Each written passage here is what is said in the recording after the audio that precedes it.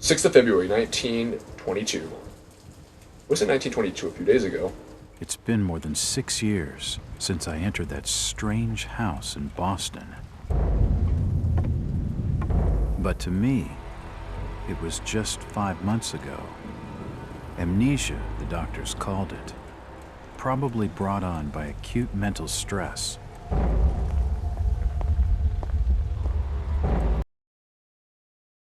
I remember investigating the far side of the library.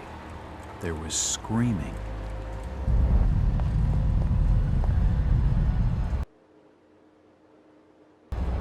According to the police report, they had searched the house for hours, only to find me later collapsed on the floor.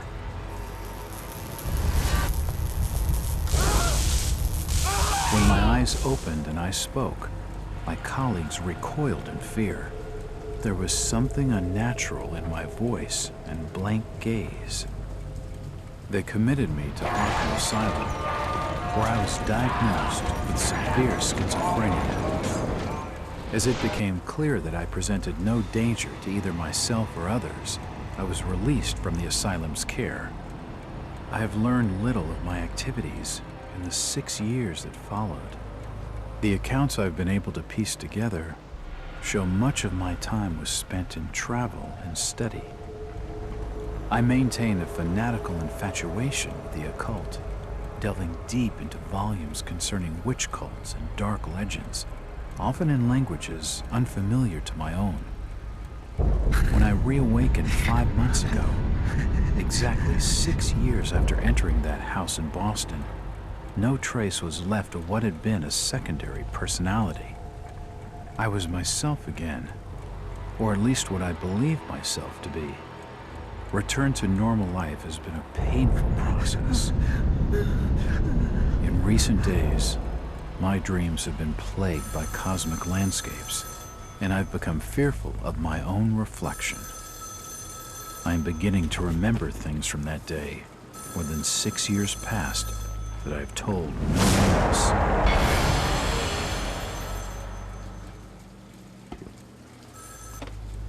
Jack Walters. Hello, Mr. Walters. My name's Arthur Anderson. I need your help finding a missing person. I don't take that kind of job. Did you get my package? Hold on. I wonder where he could have put it. Maybe it's in the mailbox, or the mail slot. Or it could just be in the trash. That works too. What, you threw away money, Jack? Why? What exactly do you want from me, Mr. Anderson? It's one of my store managers, you see. Brian's his name. Ryan Burnham. Nice lad. He disappeared recently from the First National grocery store in Innsmouth. Innsmouth? Never heard of it. It's a small fishing town on the coast, not far from Arkham. I'd like to see you in person before you leave. Hold on there a minute. I didn't agree to take this what the hell? I'll be here all day anyway. Taking a job might take your mind off what you're drawing, Jack. You should look into it. Innsmouth couldn't possibly be a trap. Night. I have a new client, Mr. Arthur Anderson, the regional manager of the First National grocery store chain, which is like Walmart, except with just groceries. It appears that this First National grocery in Innsmouth was recently burglarized, and its manager, one Brian Burnham, is missing. When I've been able to gather, Burnham is something of a young rogue. A friend of the family, Mr. Anderson, gave him the job as a favor. Burnham is looking like the prime suspect for the robbery, but there are a few things that don't add up, like in any good mystery. Not to Anderson, and not to me. For instance, why would Burnham force entry into the store when he had a full set of keys, free access to the cash register, and the combination to the back office safe? To misdirect any investigation? If that was his plan, why did he disappear? Following my conversation with Mr. Anderson, I found out what I could about the ancient town of Innsmouth. For generations, the crumbling seaport and its people have been shunned by neighboring communities. Outsiders are unwelcomed there. That couldn't be a hint. And there are superstitious tales of a strange element in the town's oldest families. They are of mixed blood, so the stories go, whatever that's supposed to mean. Usual Hicktown prejudice, no doubt. Well, you know what to say if you like your sister. After making a brief visit to Innsmouth, my client came away distrustful of the local authorities. He isn't buying their line that Burnham robbed the place and wants to know what happened to him. Only one bus goes to Innsmouth, and tomorrow afternoon, I'll be on it. It feels good to have a purpose after 5 months trying to break through my amnesia. I also feel a little apprehensive. Maybe it's the wild stories about the town, or maybe it's just because I haven't had a case in so long. Nothing to worry about, Jack, nothing at all.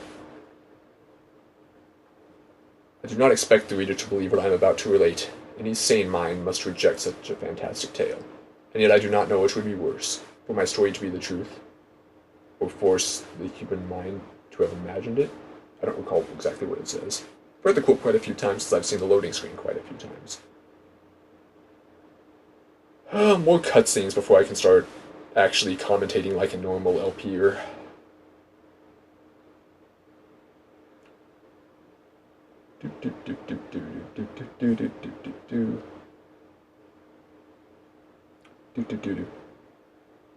Or I could talk now, I suppose.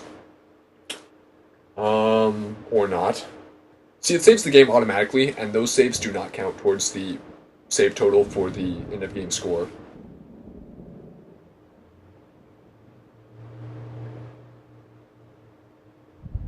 February 7th, 1922. Innsmouth. Driver, how far to the stop? It's almost there. I'll drop you at the town square in Innsmouth. Why lock the gates? Keeps out wanderers looking for work. You don't want those folks like that interfering with our affairs. Is the bus from Arkham always this empty? Aye, and we prefers it that way. Not many come to Innsmouth. But what about trade? Surely the port needs business. Innsmouth has the means to look after her own.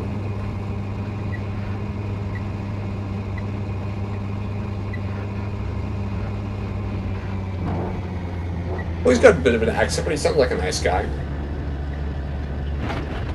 And he's a bus driver, so you gotta be able to trust him. A headless statue, that doesn't bode well. Wonder who the guy was. This is it, stranger. End of the line. End of the line. That's what they say before they kill people. Or before they try to kill people, and then there's an epic escape sequence.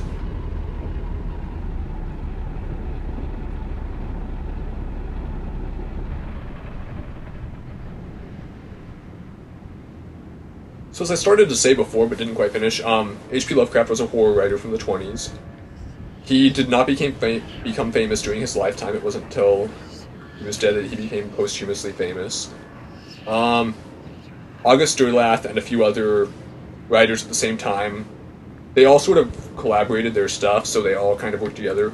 August Derleth was the one who formed the Cthulhu mythos and really got it together. And Chaosium, which is a role-playing company, I guess, set up a tabletop RPG, or pen and paper RPG, rather. Could you direct me to the First National Grocery Store? I hear they have a shop in town. I don't know nothing about that.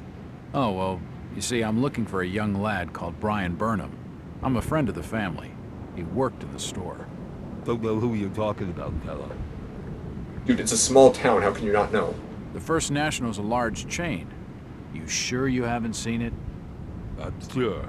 Stop bothering me with questions. Yeah, okay, I'll stop bothering you. Call of Cthulhu is an awesome role-playing game. I stumbled across this actual video game first, which is based off of the, save the game. It's also saved in the other slot, so I don't accidentally... I guess we'll just keep on saving in the main slot.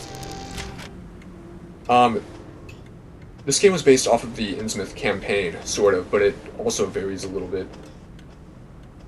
This game is also based off of two of Lovecraft's stories, one of which was, The Shadow over Innsmouth, and the other one I would say, but it would have some spoilers attached to it.